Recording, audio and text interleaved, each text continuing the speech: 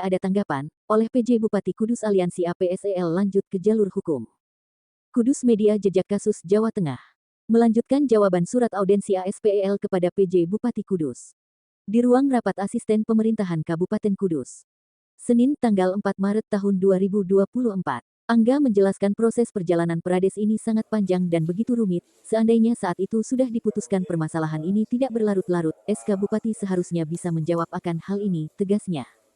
Kita diputar-putar dengan membingungkan jawaban dari pemerintah Kabupaten Kudus. Tuntutan yang diminta saat audensi meminta kepala desa bisa menghentikan bentuk pelantikan Prades. Audensi dibuka oleh Kesbang Pol Aan, dihadiri PMD Dian, bagian hukum pemerintahan Kabupaten Kudus Adi Susatyo. Jawaban Adi Susatyo bagian hukum di pemerintahan Kabupaten Kudus, semua dikembalikan ke kepala desa masing-masing dikarenakan kewenangan ada di desa-desa. Lembaga Hijau Soleh akrab dipanggil Kliwir, sangat kecewa dengan jawaban audensi tersebut, perjuangan tidak mendapatkan kepastian. 3 hal yang perlu diketahui kita perlu tahu produk hukum meliputi kemanfaatan, keadilan, dan kepastian jelas Soleh Kliwir. Kepastian saja tidak ada bagaimana dengan keadilan buat adik-adik kita terugikan dalam hal ini. Tak kunjung usai permasalahan Prades, kita sebagai peserta yang dirugikan dalam hal ini menjadikan bagi kami hukum sangat kerdil di Kabupaten Kudus. PJ Bupati harus mempertanggungjawabkan atas semua yang terjadi. Produk Unpad dari putusan di PN Kudus produk gagal dengan kesalahan sistem membuat pihak peserta yang dirugikan belum mendapatkan kejelasan. Kami minta kejelasan hukum dan kepastian.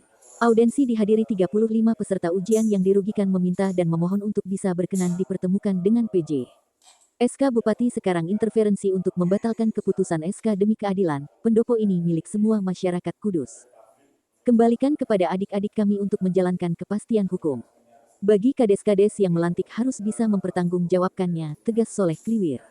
Kita akan aksi di tanggal 13 di depan alun-alun Kudus untuk mendapatkan kepastian dari sepihak tentang Prades terutama kepada peserta yang sangat dirugikan selama ini. Pembelaan hanya satu kelompok yang diperjuangkan oleh PJ Kudus sangatlah tidak sesuai dengan status hukum yang berlaku.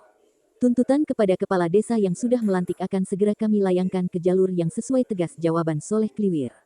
Kabiro, Kudus, Ramidi, melaporkan dari Kudus, Jawa Tengah.